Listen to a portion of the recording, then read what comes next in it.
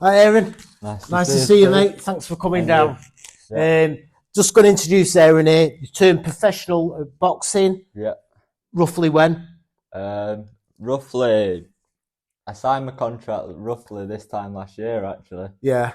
Didn't make my debut till March, and then sure we'll get into it in a bit. It's not been a bit of a rocky road. But again, this is what it is about inspiring stories, people that come back. So I went to see you on your first one, which you won. Congratulations, by the way. Win, yeah. And I know Aeron, like we interviewed with Sammy the other week. You were both on the same footy team, Chaddy Park, and your dad was one of the coaches as well. So shout out to Frank. Yeah, sure. They were good memories. What's your memories? Let's start with Chaddy Park. That's where I know you from. Chaddy Park is, we was all that big, weren't we? And now we're all men.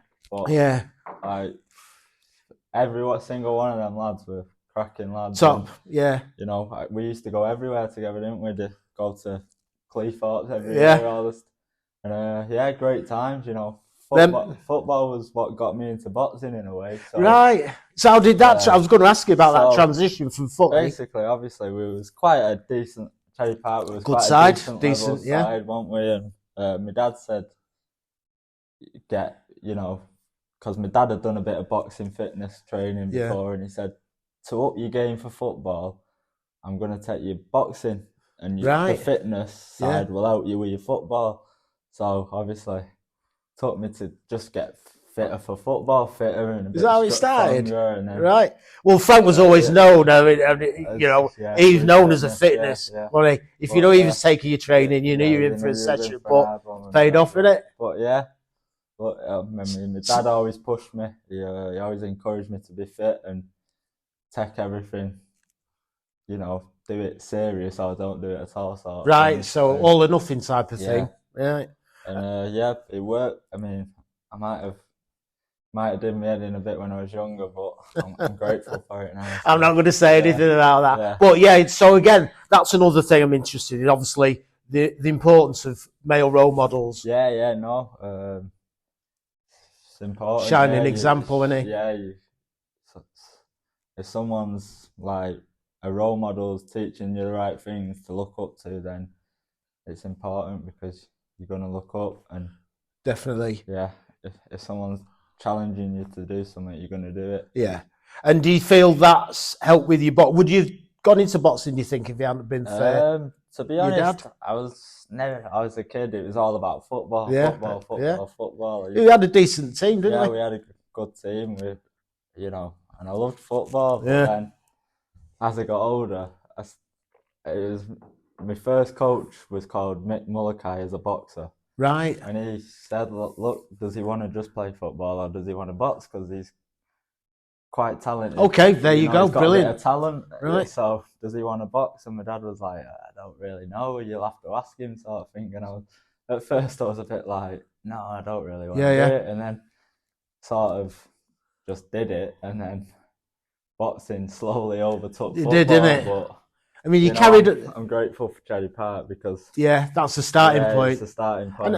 And as I said in the previous one with Sammy, it was more than just a football, wasn't it? It was like a community of people. It was like a little family. And everyone learnt off everyone else. There was no all about if win or lose. Coaches were the same. The lads still got on. And there was no backbiting or whatever you call it. No, I'm forever grateful for Chaddy Park. Great, me too. Alex too, my lad. So did you finish at 16 with the football? Did you carry on for a bit? Because I know you were boxing by that time.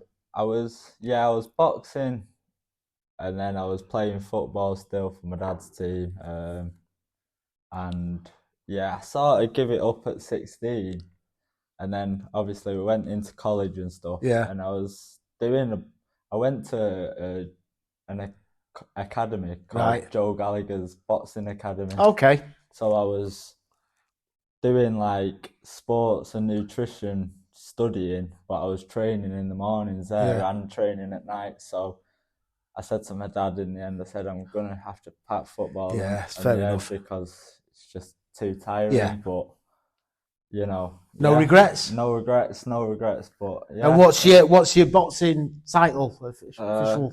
called Aeron the Viking Maddocks. The Viking, that's the one. That's it. Great one. Yeah. And you've got an up-and-coming fight, haven't you? Yeah, so 18th of October, back in the ring versus a lad called Dale Arrowsmith, who's had over 100 professional bouts. Wow. And yeah, I'm looking forward to it. Wow. Good to be back in the ring. Good, yeah, because if you're right sharing, obviously, you started, I think your first professional fight, was that in March? Yes, so then 8th of March, I think it was. And then you had a bit of a setback, didn't you? Yeah, it's just... so we went into the 8th of March, we got a shutout victory, won every round, and then obviously it was up, and then we was training hard for a fight again on May the 10th, I think it was, and I got an injury.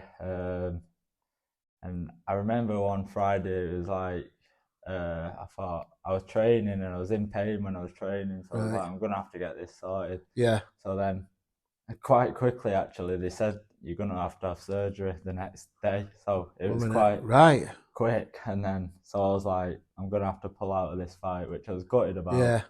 And then I slowly thought I was getting back into it. Yeah. I had another fight, I think it was 20th of July, I might be wrong. And then the same problem come back. Right. Same surgery. Right. But yeah, you know. How did you deal with that mentally? The second time it was a bit tough because I thought like my debut went so well. I thought, you know, a lot of people come out to support me. It went great. You know, I was finally thought, oh, I'm on the ladder now. Yeah. Start slowly climbing and then just sort of come back down the ladder a bit. But, you know, I just have it in my head, everything happens for a reason. You know what? What a great piece of advice. And like I said, this is about inspiring stories. It's not all about just the great time, which is fantastic, but there's always a backstory, isn't there? Or quite often. Yeah. And can you come back? And seems like you're coming back with a vengeance. Yeah. Just looking at it positive, you know, thinking I'm still fit, still healthy. Yeah. I'm still only young, so let's push on and great advice. Get back to where brilliant we advice. Yeah. So go on, talk us. How do you feel? Obviously, you're in camp at the minute. That's right. And you kind of nutrition and everything. You said you did at college as well. So is that coming handy? Yeah, it's all coming handy massively. You know. I went to college run by I don't know if you know him, a boxing coach called Joe Gallagher. So that helped me massively. Yeah. You know. Learned a lot about the nutrition side. I learned a lot that sometimes you don't have to kill yourself to make the weight. Just do it slowly and gradually. Because that can be a big thing. I've heard people try to cut weight too quickly. I mean, I've never been in the fighting game, but there's a way to do it, and there's a way to do it professionally. So no booze for now. No booze for the after party. Yeah, maybe when you win. Yeah, when we win. Great. No, none of that for now. Aeron, what's the fear factor like? So for a lot of us, I can speak for myself, going into a ring to fight somebody is serious business, and it's kind of, you know, it's not for everyone. Yeah, how do you sort of overcome fear, or if you get frightened at all? Obviously, I think there's always going to be nerves going. You're going into a fight, and another man's standing. In the opposite corner. I think there's always going to be nerves, but I think in your head you've just got to think, this is what I'm doing, this is what I do. Be confident in your ability, you know. Be confident that I can go in there and I can beat this lad. Not in an arrogant way, you know what I mean? Just confidence. I think you have to, don't you? It's just go and do what you do. And that's a good analogy for life in general, isn't it? You know what? I mean, we all can suffer with a bit of fear, doubt, self-doubt and stuff, but to try and get anywhere in life, you've got to kind of overcome hurdles and barriers, and that seems to be what you're doing. As an amateur boxer, I had over 70 amateur fights. Really? Well, but I won as many as I lost, really, and I always thought, like, you lose, you don't learn, you know what I mean? Okay. You learn, you don't lose, sorry. Yeah, got you. A lot of my losses was close fights, and you know, if you lose, I think it's okay. People, you know, it doesn't matter if you lose as long as you know where you've gone wrong, and next time.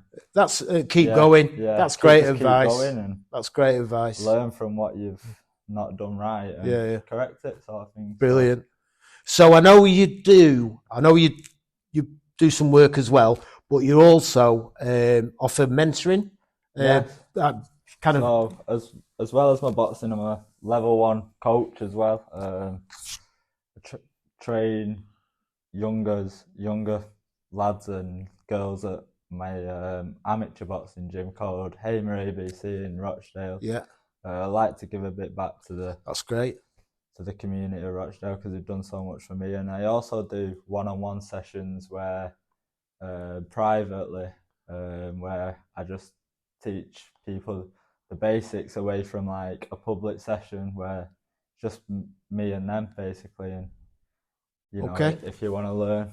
So we can get your details, stick them in in the link below. Yeah, in the link below. Well, Sammy will sort that out. That's great. If you had to just give one piece of advice for young people, maybe wanting to get into boxing, but in general in life, so you had your football, you've had some setbacks, you've had your boxing, you've had a few setbacks there, you're coming back at it, you're motivated. What's your kind of? Could you sum up what I'd just say young people out there? You're only young once, aren't you? Go and chase your dreams. You know, if you want to do something, go and do it. Don't let anyone tell you can't do it because they're wrong. And you know, if you've got your mind set on doing something, go and do it, and don't regret it when you're older, sort of thing. Love it. Well, you've heard from the man himself, Aeron the Viking Maddocks. Yeah. Thank you. Good luck for your next fight, mate. Cheers. Thank you, Steve. Speak soon. Appreciate it.